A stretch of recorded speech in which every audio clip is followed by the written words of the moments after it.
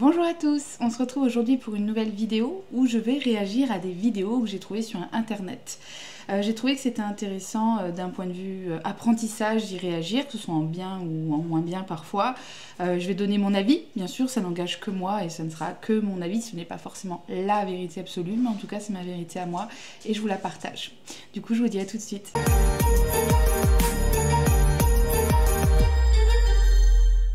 Alors, première vidéo, du coup je vois que c'est écrit, voilà, comment se passe-t-il, que se passe-t-il au moment de la mort. Alors je vais la mettre en route. Lors d'une mort violente, passe-t-on directement dans le hack sans hypnagogie, etc. Alors, voilà. Le premier truc, passe-t-on dans le hack, bon c'est peut-être un autre mot pour dire la lumière, mais sans hypnagogie, etc. En fait, quand on utilise des mots qui sont plus compliqués, c'est intéressant parce que nous, ça nous permet d'apprendre. Mais quand vous le faites, expliquez en fait, sans prendre les gens pour des idiots, mais expliquez-leur. Parce que en fait, c'est comme ça qu'on apprend aussi. Après, on peut aller aussi chercher sur Google, mais des fois, c'est intéressant aussi. Contracté, ça va aller très vite. Ton activité neuroélectrique va plonger brutalement, tu vas faire une anastase mystique à 3 Hz, tu vas pénétrer dans l'émanation de la substance divine, ta vie va s'arrêter, l'induction électromagnétique va cesser, parce que ton système cérébrospinal ne va plus produire d'électricité, ton véhicule céleste va emporter ta psyché, c'est-à-dire tout ce qui te compose en instinctif, émotionnel, analytique et spirituel, et tu vas repartir dans l'antéversus. Et ensuite, au bout d'une 50aine de jours, c'est annoncé dans la Kabbale, chez les taoïstes, chez les bouddhistes, chez les hindouistes. Alors, ton véhicule céleste, je suis pas d'accord avec ça, le terme utilisé, parce que en fait, tout de suite après la mort, vous vous retrouvez pas du tout dans votre corps céleste, c'est pas le cas.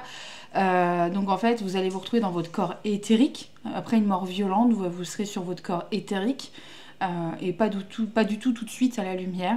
Une mort violente n'engage pas de passer très vite.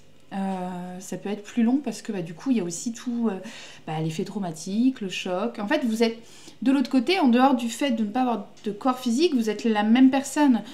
Donc ça peut être troublant, c'est hyper traumatisant, ça peut être hyper choquant. Donc en fait il faut déjà vous remettre de tout ça. Oui, il y en a certaines qui peuvent passer très vite et il y en a à qui ça va demander plus de temps et c'est ok en fait. Faut pas mettre de pression par rapport à ça, il faut pas faire de généralité parce qu'en réalité c'est au cas par cas. Et puis certains êtres existentiels, quand il y a une mort comme ça qui est violente, en fait, il y en a qui se rendent pas compte tout de suite qu'ils sont morts, il y en a qui ils sont un peu dans le déni, et puis il y en a qui vont avoir besoin de comprendre, et puis d'accepter, et puis d'aller aussi, qui vont ressentir de la colère ou même de l'injustice, et tout ça, ça se travaille avant de pouvoir... Généralement, ils le travaillent un petit peu pour pouvoir lâcher prise, pour être prêt à passer à la lumière. Émotionnel, analytique et spirituel, et tu vas repartir dans l'antéversus. Et ensuite, au bout d'une 50aine de jours, c'est annoncé dans la Kabbale, chez les taoïstes, chez les bouddhistes, chez les hindouistes, c'est à peu près 49 jours, 7 x 7, tu reviendras sous une forme nouvelle, tu seras réincarné sur la planète. Alors, non. Alors, la réincarnation, au bout de 7 x 7, non, j'y crois pas une seconde. Puis il a une espèce de nonchalance quand il parle, bref. Non, en fait, non, ça marche pas comme ça. Parce qu'encore une fois, c'est au cas par cas et ça va dépendre de l'évolution de l'âme, de comment elle va fonctionner, comment elle va évoluer. Donc, c'est pas au bout de 49 jours. Et quoi qu'il arrive, rassurez-vous, vous avez toujours le choix. En fait, la réincarnation, c'est pas quelque chose qui vous a imposé au bout de 49 jours, ou même après 100 jours ou 300 jours. Ça sera quand vous serez prêt et quand vous l'aurez décidé. Est-ce que vous saviez qu'il y avait une signification spirituelle à des blackout incroyables qu'on peut faire sous alcool, ou sous drogue, ou l'effet un peu second, où on a l'impression de ne pas être nous-mêmes? C'est bien connu, l'alcool, les drogues, tout ça, ça abaisse vachement notre taux vibratoire. En gros, selon certaines croyances, tous les éléments qui altèrent un peu notre état de pleine conscience, donc alcool y compris et drogue évidemment, vont créer des petites failles, des petites passerelles entre notre enveloppe corporelle et notre âme. Et en gros, cette petite faille, ces petits trous vont permettre aux entités de s'infiltrer dans notre corps au moment où on n'est pas en pleine conscience. Et en fait, ça va être des degrés. Au début, quand on est un peu pompette, ça va. Ensuite, quand on a l'impression de plus trop être maître de nous-mêmes, spirituellement, en gros, c'est le cas. C'est que quelqu'un est en train un peu d'être là avec vous.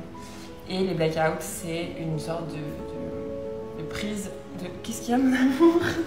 C'est pas dangereux, c'est pas des choses qui restent. En revanche, Sur le moment T, parfois c'est souvent pour ça qu'on dit que tu as l'impression de ne pas être toi-même, que tu fais des choses qui ne te ressemblent pas, que tu ne te souviens pas. C'est pour ça que c'est hyper important de faire attention à ses limites, à ses dosages, parce que quand on entend ah putain je me reconnais pas, ah c'était pas moi, ah je me souviens pas, c'est peut-être parce que c'était vraiment pas vous et que vous vous souvenez vraiment pas. Après, à vous d'y croire ou non, moi j'y crois. Ça, je trouve que ça fait sens. Alors, oui, alors, non, mais alors, je vais être plus claire, je vous le promets. En fait, oui, l'alcool, la consommation de drogue va baisser votre taux vibratoire si vous en consommez trop et que c'est une consommation qui n'est pas équilibrée. Alors je vais parler principalement de l'alcool parce que quoi qu'il arrive, la drogue on évite, c'est pas top, mais l'alcool non plus, c'est pareil, ça fait énormément de dégâts au niveau de la santé. Mais on va parler de quelqu'un qui a une consommation, on va dire, excessive, problématique. Quoi qu'il arrive, oui, ça va baisser son taux vibratoire, ça va lui faire du mal, et physiquement, psychologiquement, mais aussi énergétiquement. Ça va le rendre fragile à ce qu'il peut y avoir autour de lui. Et vu qu'il va baisser en taux vibratoire, il va être sur un plan vibratoire qui va être plus bas. Et donc forcément, ce qu'il va croiser, c'est ça. En fait, il va avoir des énergies très basses, etc. En plus, il va lui-même créer des énergies basses dans lesquelles il va baigner. Et c'est pas forcément... c'est pas très bon en fait. Sur le long terme, c'est vraiment un gros problème. Par contre, de dire que le fait de boire beaucoup, le fait de vraiment vous mettre à la ramasse, va permettre aux entités de venir vous posséder, là je suis pas d'accord, dans le sens où, quoi qu'il arrive, votre être essentiel et votre âme en fait, votre être essentiel et vos guides, eux ils sont pas touchés par votre consommation d'alcool. Donc ils vont essayer de vous protéger. Par contre, oui, quelqu'un qui boit régulièrement, etc. va être très éloigné, on va dire, d'une certaine manière de ses guides, il va pas être à l'écoute de la même manière et du coup forcément il va pas recevoir leur aide autant qu'il le devrait. Donc, mais ça va pas être de la faute des guides, ça va être nous qui nous déconnectons. Souvent on se déconnecte parce que on va mal. Du coup, ça n'ouvre pas la porte aux entités. Par contre, parfois sur certaines personnes, quand elles ont bu, elles vont lâcher prise. Alors je vous parle pas forcément d'être complètement vraiment bourré, mais d'avoir bu suffisamment, on va dire, pour un petit peu lâcher prise. Et du coup, ces personnes-là, oui, effectivement, peuvent canaliser. Sauf que vu que ça va être une canalisation qui ne va pas être contrôlée, parfois elles vont avoir vraiment l'impression que la personne, elle est là à l'intérieur d'elle parce qu'ils vont vivre ce que la personne vit. Par exemple, si j'ai un peu trop bu, qu'il y a une âme qui est proche de moi et que cette âme-là, elle est hyper en colère ou très triste, je peux ressentir sa colère et sa tristesse au point de la vivre et de l'évacuer moi. Donc oui, là ça peut être problématique. On peut y avoir des choses comme ça. Mais encore une fois que l'effet de l'alcool passe, logiquement, ça passe. Par contre, c'est pas parce que vous buvez que vous allez être possédé, ça n'ouvre pas. Par contre, oui, ça peut abîmer énergétiquement et du coup, c'est important de prendre soin de soi derrière. Putain, bordel de merde, maison de merde, famille de merde. Allez tous vous faire enculer, bande de salauds. Merde, j'en fais chier. J'en ai marre. Vous faites chier. Bordel de merde. Il n'y a que mon chien que j'aime. Merde, merde, merde. Putain, bordel de merde, maison de merde, famille de merde. Eh ben merde, dis donc. Je crois qu'on la faisait chier. En fait, je peux comprendre la petite phrase qui est assez rigolote, qui est juste avant. Alors, quand on te dit t'inquiète, tu vas te mettre à la spiritualité et ton cœur va s'apaiser, eh ben pas forcément. Le fait de s'éveiller ou de se réveiller à la spiritualité va pas forcément faire de vous un bisounours, parce que au contraire, parfois en fait on va être plus amour et du coup on va avoir du mal avec les personnes qui ne le sont pas, on va avoir plus de mal avec les injustices, avec les inégalités.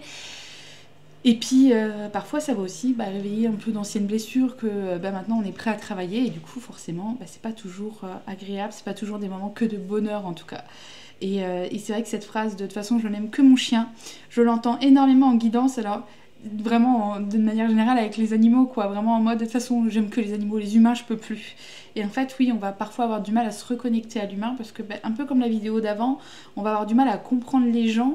Et c'est pas sécuritaire en fait, on va pas se sentir en sécurité avec eux et on va avoir besoin parfois, on va être plus à l'aise avec la solitude et surtout on est bien avec soi et c'est ok d'être bien avec soi. Allez, à la suite. Cette vidéo, c'est une des plus importantes que je vais faire sur le sujet de la spiritualité. Depuis que j'ai commencé à parler de tout ça, que ce soit ici, sur Instagram ou même dans la vraie vie, il y a énormément de gens qui me demandent si j'ai des livres à leur conseiller, des articles, des documentaires, des médias pour en apprendre plus justement sur la spiritualité. Et même si c'est une très bonne chose et que je vous encourage à vous renseigner sur le sujet, laissez-moi vous dire très sincèrement que pour moi, la spiritualité ne s'apprend pas dans les livres. Les livres, ça va vous expliquer la théorie, le fonctionnement des choses, ça va vous donner des mots-clés, des pistes de compréhension, de réflexion, etc., etc. Mais tout ça, ça reste au niveau du mental. Ça va vous apprendre des choses à un niveau intellectuel, mais la spiritualité n'est pas intellectuelle. C'est pas du tout quelque chose qui s'inscrit dans ce domaine de l'humain et de la vie. Au contraire, c'est quelque chose qui est déjà au niveau du ressenti et ensuite au niveau de l'esprit. Et l'esprit et le mental, c'est pas du tout la même chose. J'ai déjà rencontré et côtoyé des personnes qui lisent des tonnes et des tonnes et des tonnes de livres de spiritualité, qui connaissent les 4 accords Toltec par cœur, qui passent leur temps en fait à ressortir des grands préceptes spirituels et à les prêcher, et qui pourtant sont incapables de les appliquer dans leur propre vie. Elles ont parfaitement compris la spiritualité à un niveau mental, mais elles l'ont pas intégrée à un niveau spirituel, justement. La seule manière d'intégrer réellement la sagesse spirituelle, c'est par l'expérience. C'est le fait de vivre certaines situations et de se servir de ces situations pour mieux se comprendre soi et ensuite mieux comprendre la vie et ensuite appliquer tout ce qu'on a compris dans sa propre vie. Être spirituel, ça veut tout simplement dire être connecté à sa nature profonde. Pour être connecté à sa nature profonde, il faut déjà savoir qui on est, mais qui on n'est pas, surtout. Parce qu'une fois que tu as compris qui tu es et qui tu n'es pas, bah t'as compris qu'est-ce que ce monde est et qu'est-ce que ce monde n'est pas. Parce que l'extérieur reflète ce que toi tu es à l'intérieur. Le macro reflète le micro. Et tout ça, c'est des choses qui sont enseignées aussi dans des livres comme par exemple le Kybalion. Mais le Kybalion, c'est un livre qui est hermétique. Littéralement, ça s'appelle de l'hermétisme, justement parce que pour comprendre réellement ce dont il est question, il faut expérimenter la vie et intégrer ces enseignements par l'expérience. Donc si vous voulez apprendre la spiritualité, commencez par apprendre à vous connaître. Et vous verrez que le reste viendra tout seul. Bah, elle a complètement raison, en fait, je vais pas rajouter grand chose, je suis complètement d'accord avec tout ce qu'elle dit. On le répète assez souvent avec Jordan, expérimentez en fait, vivez les choses par vous-même, en fait c'est vraiment les meilleures preuves que vous pourrez avoir. Moi je peux essayer d'apprendre tout ce que je veux, en fait, de vous partager toutes mes expériences, etc. Ça reste mes expériences à moi et du coup il y a un petit côté où bah, vous n'êtes pas dedans. Donc je peux vous les partager, vous pourrez même apprendre, c'est important, mais c'est encore plus important que vous expérimentiez par vous-même. Je vais fermer la fenêtre parce qu'il y a l'alarme dehors. Voilà, on va être un petit peu plus tranquille. Alors, je vais passer à la vidéo suivante, mais en tout cas, voilà, franchement, je suis 100% d'accord avec tout ce qu'elle dit, je trouve ça génial. En plus, elle le dit simplement, vous verrez, sans mots compliqués, on comprend bien ce qu'elle dit, il n'y a pas de charabia, elle parle doucement, elle est posée, c'est quand même très agréable.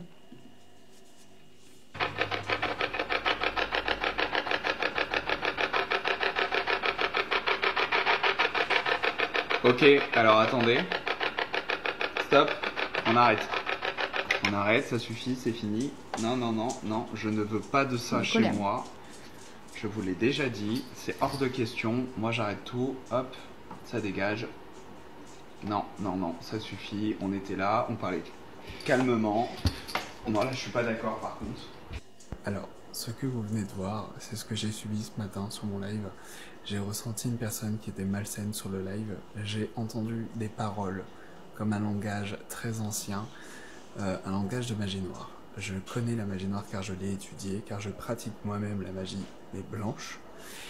Et j'ai senti quelque chose de démoniaque à côté de moi qui essayait de m'embêter. C'est pour ça que j'ai préféré couper le live et me protéger. Alors, pas grand chose à dire. Enfin, on sent qu'il y a quand même beaucoup de peur. Moi, je le sens au début de la vidéo, il est vraiment en panique. Genre, allez, top, top, on arrête tout. Alors là, non, je suis pas d'accord. Il y a vraiment un coup de stress parce qu'il ressent quelque chose. Et après, donc, il nous explique que voilà, il a entendu des mots un peu anciens, etc. Et qu'il a senti que c'était démoniaque. Alors, il y avait, apparemment quelqu'un sur le live qui était vraiment mal intentionné. Alors, il y a une phrase sur laquelle je veux revenir aussi, qui met au-dessus de sa vidéo. Voilà pourquoi je conseille aux autres de ne pas le faire. Il n'y a pas un truc comme ça. Voilà, c'est pour cela que je déconseille aux gens de faire ces choses-là. Alors pourquoi tu le fais? En fait, pourquoi tu le fais si c'est si dangereux? T'es pas au-dessus du lot, en fait. Enfin, c'est ça que je veux expliquer. En tant que médium, on n'est pas au-dessus des autres. On a appris, on a expérimenté, on a fait, on s'est développé, mais on n'a pas un truc, on n'est pas une élite qui fait que nous, on est capable de se protéger, mais vous, petits gens, ne le faites surtout pas. Ça, c'est, j'ai un peu de mal avec ça. Après, c'est peut-être pas forcément ce qu'il dit, mais je réagis à la phrase. On sent que voilà, il est vraiment pris de panique, il arrête tout, il pose son pendule, enfin stop, je pense qu'il a arrêté le live sûrement, etc. Et en fait, il explique après. Et j'ai un petit peu de mal parce qu'on sent qu'il a peut-être ressenti effectivement une énergie négative. Ça, je peux pas, j'étais pas là, donc je peux pas le contredire. Par contre, de la dire tout de suite que c'est démoniaque, que ça lui veut du mal, etc. Faut faire attention parce que là, pour le coup, pour moi, son mental, il a traduit l'énergie qu'il a ressentie, qui était peut-être pas très haute, par ses plus grosses peurs à lui. Donc tout de suite, on va un peu dans le cliché du démon, dans le cliché de la langue ancienne, avec les paroles qui se répètent pour lui faire du mal. Il y a un peu trop de folklore pour moi, après voilà, c'est mon avis à moi. Je remets pas ses capacités en question, mais voilà, plus peut-être les connaissances. Et je trouve ça dommage, parce que là, du coup, en fait, il va faire naître plein de peurs chez les autres, et c'est pas l'objectif. Donc en fait, et puis il faut pas oublier qu'une énergie basse, alors elle va être désagréable quand on va la ressentir, quoi qu'il arrive, mais elle n'est pas forcément mauvaise. Une énergie basse, ça peut être aussi, par exemple, une personne décédée qui va très très mal, qui est dans une souffrance extrême, et bah, du coup, quand vous allez la ressentir très basse, et en fait, faut analyser un petit peu, en fait, quand on ressent une énergie, qu'elle soit haute ou basse, on l'analyse avant de dire que c'est un ange ou que c'est un démon, il n'y a pas que ça en fait. Donc comprendre, par exemple, moi ça m'est arrivé il y a quelques jours, je suis dans ma chambre, je suis en train de me préparer, et là je ressens une énergie, mais tout de suite ça me plombe, ça me prend dans la poitrine, avec un peu, vous savez, comme un début, enfin moi quand je faisais des angoisses, ça me faisait un petit peu ressentir ça, vraiment une difficulté à respirer, l'estomac qui se serre, le ventre un petit peu, ça travaille, puis du mal, le diaphragme qui se bloque un petit peu, du coup alors, pas très agréable quoi, et je ressens ce côté très très très lourd, et oui, j'aurais pu me dire bon voilà, on m'attaque, je me sens super mal, on s'en prend à moi. Non, en fait, j'ai ressenti une âme qui était là, d'ailleurs je l'ai vue derrière Jordan est venu me voir un peu plus tard, quelques minutes après, et en fait je l'ai vu passer derrière lui, cette dame-là est passée juste derrière lui. Donc en fait, elle n'a pas forcément cherché à communiquer avec moi, ça se trouve elle n'avait même pas vraiment conscience que j'étais là, ça se trouve on a fait que se croiser, mais par contre je l'ai ressenti, et ce ressenti-là il était fort et il n'était pas agréable. Pour autant on n'était pas sur un démon, on était sur, je pense, une personne qui est en souffrance. Donc voilà, je dis pas que toutes les bases d'énergie sont pas dangereuses, il y a des bases d'énergie, quoi qu'il arrive, la cohabitation elle est pas terrible, même si par exemple c'est votre parent, quelqu'un que vous aimez énormément, et qui vous aime énormément, qui est proche de vous et qui va vivre avec vous au quotidien, c'est pas toujours, c'est pas terrible, c'est pas agréable à ressentir, et ça peut, on va dire au long terme, nous fatiguer énormément. Mais là, voilà, il y avait tout de suite, on voit, il part tout de suite, on voit on sent sa peur, quoi. Il est en stress, il arrête tout, et je trouve que ça, oui, c'est dommage. Voici 4 mouvements dont ton corps rêve pour se libérer. Le shaking, les tremblements, c'est idéal lorsque tu te sens faible, que ton énergie est basse, que tu es triste, déprimé, stressé ou anxieux. N'oublie jamais la respiration pendant cet exercice, c'est ta meilleure amie. Alors ouvre la bouche et ressens comme tu expulses sur l'expire. Les cercles avec les hanches et les mouvements fluides de hanches, c'est lorsque tu es trop dans ta tête, lorsque tu n'avances plus dans ta vie, que tu es bloqué dans ta créativité. Ça marche aussi quand tu te sens honteux ou coupable. Les hanches, c'est toujours le secret. Respire bien pendant ces mouvements, tu as 2 secrets en un dans ce mouvement. Pour la prochaine, il ne faut pas se sentir ridicule, mais regarde, je le fais devant la caméra, donc ose toi aussi. On saute et on boxe sans contrôler les mouvements. Lorsqu'on se sent énervé, c'est génial, que l'on manque de confiance en soi. Et puis qu'on se sent désarmé. Pareil, surtout ferme pas la bouche, respire. Et puis le dernier mouvement, c'est mon préféré, les ouvertures de cœur. Posture parfaite lorsque tu as un fort besoin d'amour, que tu as besoin d'être soutenu ou que tu te sens envahi par l'anxiété. Directement, lorsque tu ouvres le cœur, tu te sens mieux, tu as envie de sourire. Et puis d'aimer tout le monde. Le fait de s'ouvrir comme ça, c'est vraiment un bonheur. Ouvertures de cœur, n'hésite pas à prendre le temps de te faire un auto-câlin. Ne sous-estime pas le pouvoir des câlins à toi-même, c'est incroyable. Fais attention à ton petit corps et fais attention à toi aussi. Alors, c'est des exercices qui peuvent paraître très simples, parfois un peu bêtes, ou on va dire n'importe où. Non, en fait, ça marche du tonnerre. Je l'ai testé, j'ai trouvé ça extraordinaire. Le premier, le shocking, je l'ai vraiment ressenti comme si ça réveillait tout mon corps. et l'ouverture du cœur aussi comme ça, j'ai beaucoup apprécié. Ça peut paraître bête, mais vraiment en fait ça vous aide. Et d'ailleurs, enfant, instinctivement, on fait plein de mouvements comme ça, mais quand on grandit, on peut plus faire ça parce qu'on a l'impression qu'on va nous juger. Après, vous n'êtes pas obligé de le faire dans le métro, vous pouvez le faire, je sais pas, vous pouvez le faire chez vous dans votre chambre, être tranquille. Mais c'est des exercices qui font beaucoup de bien et je trouve ça génial. Et c'est bien de les mettre en avant. En plus, c'est des choses très simples. On est nombreux à pouvoir vraiment le faire. Ça reste assez accessible, donc c'est intéressant.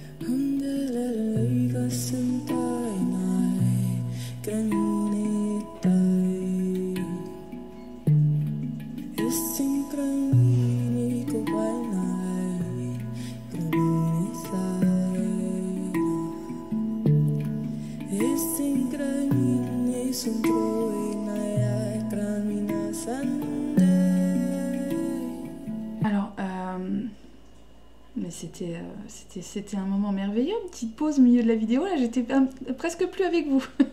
Non, c'était vraiment... Elle est incroyable, elle dégage un truc de fou, elle est magnifique. Et en plus, elle dégage une énergie incroyable. Et j'adore le handpan, j'adore cet instrument. Enfin voilà, le mélange des deux est assez incroyable. Et ça fait beaucoup de bien. N'hésitez pas à écouter ce genre de musique si vous aimez, bien sûr, si ça vous parle. C'est assez intéressant au niveau vibratoire ce que ça peut faire sur nous. Et d'ailleurs, si j'ai quelqu'un là qui regarde cette vidéo et qui joue du handpan et qui accepterait d'être filmé, j'adorerais faire une vidéo où on parlerait de cet instrument, où tu pourrais peut-être même essayer de m'apprendre. Je préviens, ça va être une catastrophe. Mais j'adorerais même chanter comme elle chante, etc. Dégager ça. J'adorerais vous faire ce genre de vidéo, mais clairement je vais vous l'épargner parce que ça va être une catastrophe. Mais j'adorerais le faire. C'est magnifique, j'aime beaucoup. Vidéo suivante. Comment savoir si tu as des entités sur toi? Qu'on soit bien d'accord, la plupart du temps, allez, 99% du temps, quand j'emploie le mot entité, ça désigne surtout des personnes décédées. Des personnes humaines décédées qui sont dans le bas astral. Et en général, quand on reste dans le bas astral, donc là où on est, là où on vit, c'est le bas astral, il y a plusieurs niveaux, mais on est dans le bas astral, ce sont des personnes qui n'arrivent pas à lâcher quelque chose de leur ancienne vie. Et le truc, c'est qu'une personne décédée, une entité, ne peut pas rester comme... Oula, alors non. Alors, il y a un truc que j'allais dire qui était bien, c'est que déjà quand elle utilise le mot entité, elle précise de quoi elle parle. Parce que beaucoup utilisent le mot entité, mais du coup ça regroupe tout et du coup on ne sait pas vraiment de quoi on parle. C'est comme si vous vouliez me parler d'un livre en disant le livre. Faut me donner le titre, faut me donner l'auteur pour m'aider un petit peu. Donc là, c'est intéressant. Par contre, non, on ne vit pas sur le bas astral. Notre corps physique, il est sur le plan physique. Après, vous avez le plan éthérique et après, vous avez le plan astral et mental. Nous, on vibre. Alors, une personne lambda qui va bien, on va dire, elle va être sur le plan au niveau vibratoire, elle va être sur le plan astral, voire mental pour les plus hauts. Donc en fait non, on n'est pas réellement sur le bas astral. Les personnes qui vont vibrer sur on va dire les plans du bas astral, ce sont des personnes qui vont être malades, qui vont être un peu dépressives, des personnes qui vont pas très bien, ou des personnes, enfin voilà, en tout cas voilà, des personnes qui prennent pas, il y a un problème au niveau énergétique quoi. Il y a une raison, il y a quelque chose qui va pas. Donc non, on ne vit pas sur le bas astral. Et encore une fois, le bas astral c'est pas l'enfer. Notre plan physique il est bien plus bas. Que le bas astral par exemple donc c'est pas l'enfer. En fait le plan astral ça va être un petit peu le miroir un petit peu de nos émotions, de comment on se sent. Donc une âme par exemple qui est décédée et qui est sur le plan astral, en fait elle va se créer un petit peu elle va se créer l'endroit. Donc si c'est quelqu'un qui va mal par exemple et qui imagine mériter l'enfer et qui mériter ses tourments, oui, il peut se créer effectivement un enfer. Mais une personne qui va bien, non, ça va pas forcément, ça va être très bien, ça va être très beau. Et puis une personne qui est juste moyenne mais qui va pas très bien, etc., ça va pas être parfait, mais ça va pas être l'enfer. Voilà, on n'est pas sur nos solars. C'est le bas astral, il y a plusieurs niveaux, mais on est dans le bas astral. Ce sont des personnes qui n'arrivent pas à lâcher quelque chose de leur ancienne vie. Et le truc, c'est qu'une personne décédée, une entité, ne peut pas rester comme ça indéfiniment dans le bas astral. En fait, elle va se fatiguer, elle va s'épuiser. Alors, et les personnes qui sont sur le bas astral ne sont pas forcément celles qui ont encore quelque chose sur Terre, c'est surtout celles qui ont du mal à avancer. Donc elles peuvent avoir du mal à lâcher le passé, mais elles ont surtout du mal à avancer. Elles vont avoir du mal à avancer, à guérir psychologiquement, émotionnellement, etc. Et elle aura besoin de trouver des spots énergétiques pour pouvoir survivre. Donc c'est pas forcément volontaire, c'est pour sa survie. Et nous, il faut savoir que nous avons aussi des fabuleux spots énergétiques. Il y a un dicton qui dit « les esprits parlent à ceux qui les écoutent ». Et j'ai remarqué que des personnes très cartésiennes, qui ne s'intéressent pas du tout à l'énergétique, qui ont même un rejet de ça, en général, elles ne vont pas trop avoir de soucis avec les entités qui les collent. Il peut y avoir des personnes cartésiennes qui peuvent avoir des entités, et ça, je l'ai vu, mais en guidance, c'est incroyable, c'est quand la personne... là de son vivant, en fait dans ses énergies, elle est dans une énergie d'aide à autrui. Par exemple les infirmières, surtout les infirmières qui sont ouvertes dans le domaine spirituel, énergétique, t'es sûr qu'elles vont avoir des entités. Pourquoi? Parce que dans leur énergie, elles sont là pour prendre soin des autres. Et donc ça va se ressentir autant de leur vivant que pour les morts. À force de voir des personnes avec des entités, j'ai constaté qu'il y avait plusieurs facteurs qui pouvaient indiquer que... Alors, c'est pas parce que vous êtes cartésien et que vous y croyez pas, ou même que vous rejetez la spiritualité, ou en tout cas la vie après la mort, etc., que du coup vous êtes à l'abri, entre guillemets. Comme toutes les autres personnes, vous allez croiser des âmes. Voilà, c'est logique. Le problème, c'est que du coup, ces personnes-là, parfois, on va dire, le diagnostic va être posé moins rapidement, on va dire. Elles vont poser beaucoup plus de questions avant de comprendre que c'est ça. Et puis parfois elles ne le comprendront pas, et puis parfois ça va bouger sans même quand elles s'en rendent compte, etc. Donc, bon. Par contre, oui, je suis assez d'accord. Les personnes qui sont, pour le coup là je suis d'accord, qui sont dans des métiers un petit peu d'entraide et qui vont être ouverts à tout ça, les infirmières, les psychologues, il y en a énormément d'autres, des métiers comme ça. Les personnes par exemple qui travaillent dans les maisons de retraite, ce genre de choses, vous allez beaucoup côtoyer des personnes qui vont avoir énormément besoin d'aide, et vous en plus vous êtes dans cette mission un petit peu de donner. Du coup, prenez soin de vous énergétiquement parlant, parce que vous en avez peut-être plus besoin que d'autres en fait. De la même personne, par exemple les personnes des assistantes sociales, ce genre de métier en fait, où on va beaucoup accueillir et on va aider les autres. Souvent d'ailleurs il y a même un petit rôle de passeur d'âme qui peut se cacher derrière, alors c'est pas obligatoire mais ça peut. Donc voilà, les métiers d'aide comme ça où on donne énormément et où du coup on va côtoyer aussi énormément de souffrances, de douleurs, que ce soit psychologique ou physique. Prenez soin de vous, c'est important. Faites des soins régulièrement et sans forcément toujours devoir dépenser de l'argent. Nous par exemple on a mis avec Jordan les soins énergétiques intemporels sur YouTube, et pour le coup c'est un bon moyen de prendre soin de soi et vous dépensez pas de sous. Et puis après, le jour où vous sentez que c'est plus possible de le faire par vous-même, parce que là, il y a vraiment besoin d'un coup de main, là, on peut aller à l'extérieur. Mais voilà, c'est un bon moyen de s'entretenir, les soins énergétiques intemporels. La personne avait des entités sur elle. Déjà, ça va être le lieu où elle habite. Ultra important, c'est un lieu où on mange, où on dort. Est-ce que l'endroit où vous êtes est un lieu vieux ? Est-ce que vous êtes aussi dans une ville historique ? Est-ce que vous êtes proche d'un lieu où il y a eu beaucoup de morts, un hôpital ? Un cimetière, où je sais qu'il y en avait une, elle avait une maison récente, mais elle l'avait construite sur une ancienne abbaye. Je t'explique pas, elle avait 1500 entités chez elle. Donc forcément, quand tu as un certain nombre d'entités chez toi, tu baignes dans ce mood, parce qu'en fait, une entité, ça vibre à 0. Nous, on vibre en bonne santé à 15 000, en ce moment, 18 000. Donc forcément, quand tu as un lieu à 0 et que tu vibres haut, au bout d'un moment, avec le quotidien, ça va te faire baisser ton taux. Parce qu'une entité, une fois qu'elle est sur toi, en fait, c'est comme si tu nourrissais plusieurs personnes à la fois. Non. Alors, je suis pas d'accord. Une entité ne vibre pas à 0, puisque de toute façon, le plan astral, il est pas à 0. Donc, alors, elle se contredit un petit peu, parce qu'elle parle du plan astral qui n'est pas à 0, et elle dit qu'une entité, elle y est, mais qu'elle vibre à 0. Pas possible. Le corps physique, on pourrait dire que le corps physique l'enveloppe une fois que l'âme est sortie. Là, pour le coup, on pourrait dire que le corps physique, il est à 0. Et encore, je suis même pas certaine. Alors... ça pourrait être une expérience intéressante à faire, mais je suis désolée, j'ai pas de cadavre, mais ça pourrait vraiment être une expérience intéressante à faire. Parce qu'en fait, même le corps physique, une fois qu'il est vide, il se transforme. le corps, voilà, il va se transformer. Donc forcément, à ce moment-là, il y a toujours une énergie qui se met en place. La nature, voilà, il y a quelque chose qui bouge, en fait, ça reste en mouvement. Donc je suis même pas certaine qu'un corps physique soit à 0,0. En fait, parce que l'énergie elle est toujours là, en fait, il y a toujours quelque chose, ça bouge, ça se transforme, donc là pour le coup je suis pas d'accord. Mais par contre pour les lieux de vie, oui, c'est intéressant. Toi et d'autres personnes, et donc ton taux vibratoire, au fur et à mesure, il va descendre.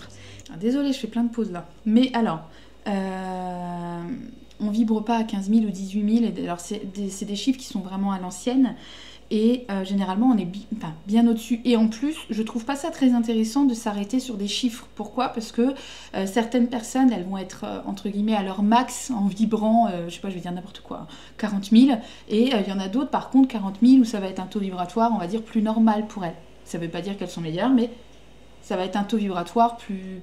Voilà, pour elles, ce sera pas... Elles pourront être beaucoup plus hautes dans des moments de joie, en fait, par exemple. Donc, faites plus attention, je trouve que c'est beaucoup plus intéressant, on va dire, de comprendre votre ressenti, comment vous sortez dans votre corps, comment vous êtes en ce moment, plutôt que d'essayer de mesurer avec un pendule, etc. Alors, en fait, vous bloquez, en fait, on s'occupe même plus de vos ressentis. En fait, on va prendre le pendule, allez hop, 10 000, 15 000, 18 000. Oh, ouais, c'est génial, 18 000. Mais comment tu te sens, en fait ? En fait, c'est ça qui est vraiment important. Comment vous vous sentez dans votre corps, on s'en fout du chiffre. Enfin, voilà, après, c'est mon point de vue, mais voilà, on s'en fout du chiffre. Comment vous vous sentez ? Comment vous vous sentez dans une journée qui est, on va dire, lambda ? Une journée où tout va bien, mais voilà, ça reste une journée classique. Voilà. Et bien, en fait, c'est dans ces moments-là qu'il faut que vous fassiez attention à vous. Comment je me sens dans une journée où il y a eu ni des trucs extraordinaires, mais pas de catastrophe ? Comment je me sens dans ces journées-là ? Et du coup, en fait, plus vous allez être solide dans ces journées-là, plus vous allez être bien forcément, parce que du coup, si vous êtes là, quand vous allez avoir un truc génial, vous allez monter tout là-haut. Et puis, quand il y a un truc, on va dire un problème, un souci, une mauvaise nouvelle, vous n'allez pas redescendre tout en bas, en fait. Vous allez descendre peut-être là ou là, en fait. Donc, le moment, on va dire lambda, la moyenne, c'est là, c'est celle-ci qu'il faut travailler. Donc, et c'est pas forcément une question de chiffre, on s'en fout du chiffre, faites plutôt attention à comment vous vous ressentez, comment votre énergie elle circule, entraînez-vous à ressentir vos chakras dans ces moments-là et votre énergie pour savoir comment tout bouge, comment votre corps fonctionne. C'est vraiment ça qui est vraiment important, en tout cas à mes yeux, à moi. Et quand tu as un taux qui descend, qu'est-ce que ça génère ? Ça génère tout ce qui va vibrer à la même fréquence que ce taux. Des maladies, des émotions qui vont pas être forcément très plaisantes, des peurs, des angoisses, peut-être même physiquement, tu peux ressentir des choses, du mal-être. Ça peut peut-être aussi bloquer dans ta vie, tu peux te sortir très fatiguée, très déprimée, très lourde. Et il y a aussi un autre indicateur, par exemple quand c'est chez vous, la maison, c'est que vous disputez tout le temps dans la maison et quand vous sortez, vous êtes dans un autre environnement, ça va mieux. Cette différence-là, en général, c'est un gros indicateur. Alors en plus, dans la maison, si vous sentez des présences, si vous entendez des bruits, si vous avez des frissons, c'est jamais anodin. Si vous avez un enfant qui n'arrive pas à dormir, qui dit qu'il y a un monsieur, c'est le moment de réagir, tu vois. Donc pour la maison, il faut faire appel à un géobiologiste. On nettoie le lieu avec un géobiologiste. C'est la base, de la base si vous voulez que ça soit bien fait. Après, des fois, les maisons, elles n'ont pas forcément quelque chose, mais vous, parce que vous, voilà, comme je vous ai dit, vous êtes infirmière, passeuse d'âme, ou vous allez dans des lieux chargés en histoire, vous en avez sur vous. Donc à ce moment-là, il faut faire appel à un passeur d'âme. Mais c'est important de savoir si vous en avez chez vous avant, parce que ce serait con de faire pas. Alors, quand vous avez un lieu dans lequel vous vous sentez mal, peu importe les petites choses qui vont se passer, oui, vous pouvez faire appel à un géobiologiste, vous pouvez faire appel à un passeur d'âme, vous pouvez faire appel à plein de personnes, mais vous pouvez aussi le faire par vous-même. Encore une fois, c'est votre intention, il n'y a personne qui est au-dessus du lot. Si ça vous fait peur, le faites pas, faites appel à quelqu'un. Mais si vous en sentez capable, si vous avez envie d'expérimenter, si vous avez envie d'apprendre, faites-le. Vous n'avez pas forcément... ils sont pas plus légitimes que vous. Ce qui les rend plus légitimes, on va dire, c'est l'expérience peut-être. Mais en fait, il faut bien commencer au début pour avoir de l'expérience. Donc, tentez. Et d'ailleurs, on a aussi les soins énergétiques, et Jordan a fait des musiques aussi pour ça. Ça peut être intéressant. Et je pense qu'elle va en parler, mais votre visualisation sera plus importante et votre intention. En fait, votre visualisation et votre intention, elles seront plus importantes que de la sauge, que des rituels, que des bougies, que des prières. Tout ça, c'est des outils qui peuvent être intéressants, mais pas sans votre intention et pas sans votre visualisation. C'est les âmes sur vous et que vous allez dans votre nid à entité juste après, tu vois. Vaut mieux d'abord faire appel à un géobiologiste et après, au pire, passer les âmes, vous, à la suite. Et ce que j'ai constaté, c'est que les personnes, alors il y en a plein, des fois me disent mais j'adore cette maison, je me sens bien, c'est cool. N'empêche que tu as plein d'entités. Tu viens d'emménager il y a 6 mois, ça va encore bien. Moi j'ai remarqué, c'est au bout de 2 ans que là, les choses sérieuses commencent à arriver. Si vous tombez régulièrement malade, si votre système immunitaire s'affaiblit, c'est qu'il y a vraiment des choses à aller voir. Et je sais que par exemple, moi, mon époux, il allait hyper bien et quand on est venu ici, il a commencé à développer des allergies, il a commencé à être malade régulièrement. En même temps, dans les énergies, lui, il protège sa famille, donc tout passe d'abord par lui. Et en fait, il s'avère, quand j'ai fait appel à mon géobiologiste, c'est qu'on a des portails dans la résidence qui s'ouvrent où il y a plein de parasites. À aller voir du côté de la médecine en premier. On élimine toujours on va dire, le côté médical avant d'aller chercher ailleurs, c'est important. Et puis même s'il y a une cause médicale, on peut aller aussi sur le spirituel parce que les deux peuvent se compléter. Mais quoi qu'il arrive, on élimine d'abord la cause médicale. Vous allez chez votre médecin avant d'aller voir votre médium, c'est important. Et d'ailleurs, quand vous arrivez dans un nouveau lieu de vie, nettoyez-le en fait. Mettez vos énergies à vous. Parce que oui, forcément, il va rester des énergies des anciens, des locataires, etc. Et puis le lieu, même si la maison elle est neuve, l'endroit, la terre, elle n'est pas toute neuve, donc il y a des restes.